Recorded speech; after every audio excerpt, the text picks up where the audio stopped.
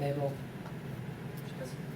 Autrement dit, vous pensez que sans avoir un Chinois avec une grosse exposition au monde occidental, ça ne doit pas trop bien marcher. Hein.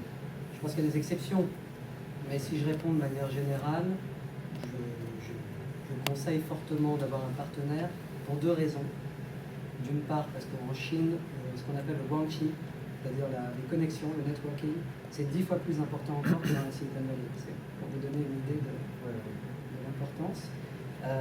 Et c'est un networking beaucoup plus développé d'ailleurs en Chine, parce que ça ne concerne pas uniquement vos partenaires, vos concurrents potentiels, vos partenaires potentiels de VCE, c'est aussi les autorités locales. Enfin bon, tout ça est très complexe. Et d'autre part, encore une fois, il y a des barrières très importantes, des barrières réglementaires, juridiques, etc., qui nécessairement demandent de travailler avec un partenaire local, quelqu'un qui connaisse bien, qui est déjà introduit. Après, il y a sans doute des exceptions, mais ce que je dis là, c'est la règle qui prévaut. Enfin, c'est ce qu'ont fait la très très très grande majorité des entreprises avec lesquelles j'ai travaillé.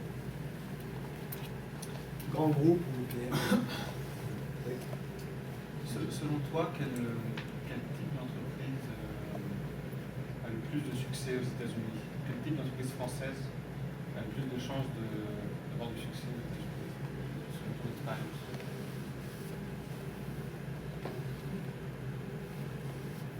Tous secteurs confondus, enfin sur les secteurs que je connais. Bon, ça rejoint un peu ce que je disais tout à l'heure. Je pense que déjà une entreprise, en tout cas les entreprises que l'on a aidées ou que l'on aide, celles que l'on voit mieux réussir, c'est celles qui ont déjà un courant d'affaires important ailleurs, en Europe souvent, et qui ensuite viennent avec déjà quelques bonnes pistes, voire même des pistes concrétisées aux États-Unis. Après, c'est un peu comme pour la Chine, des exceptions possibles, mais enfin, en tout cas, nous on constate que parmi les entreprises que l'on aide, celles qui réussissent le mieux sont celles qui ont ce profil-là. Avec un produit innovant. Oui, avec un produit innovant déjà développé et qui a déjà fait ses preuves ailleurs.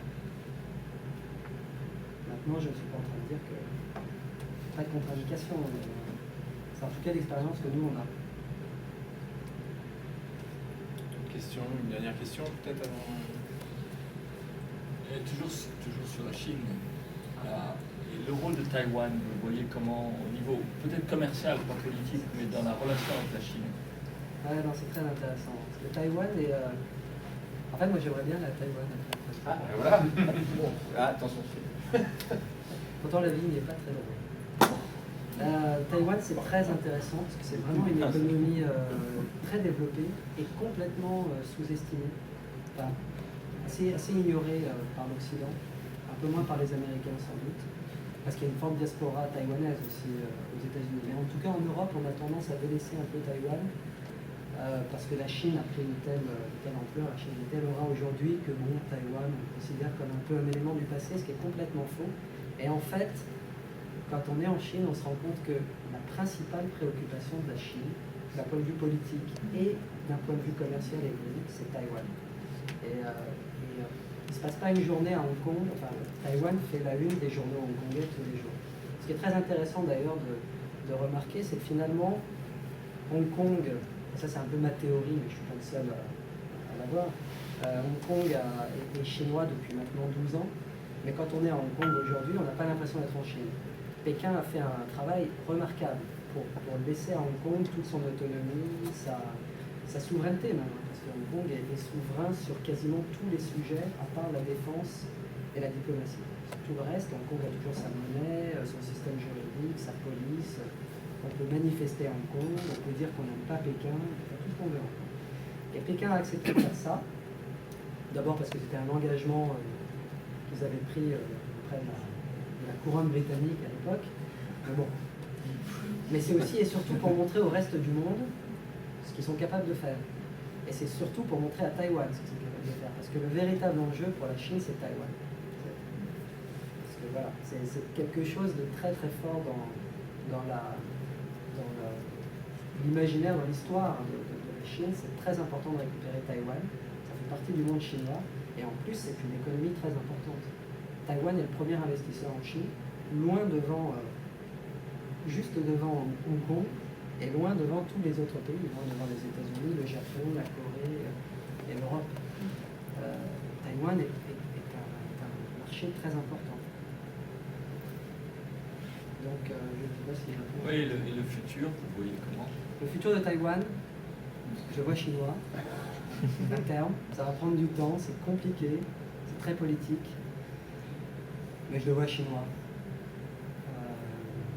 Et je le vois plutôt en douceur, comme Hong Kong.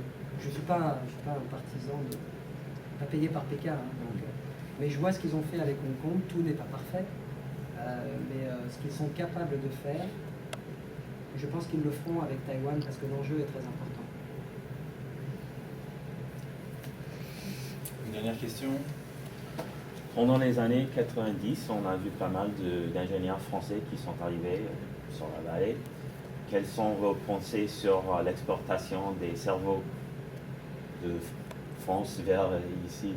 C'est un peu différent, mais vous avez un bon système d'éducation et quelles sont vos pensées sur cet échange?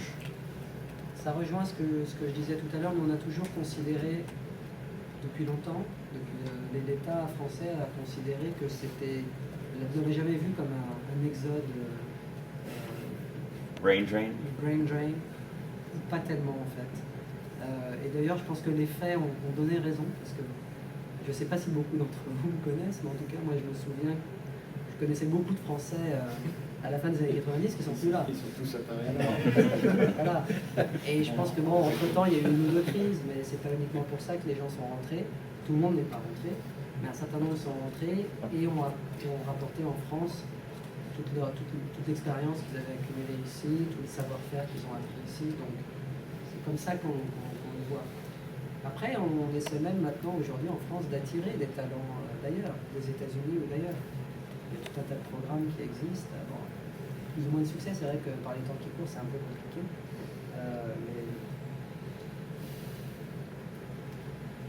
Mais Merci. Je crois que ça va clore l'interview de ce soir. Je te remercie encore une fois de prêter à ce petit jeu et de la part du DBF de remettre la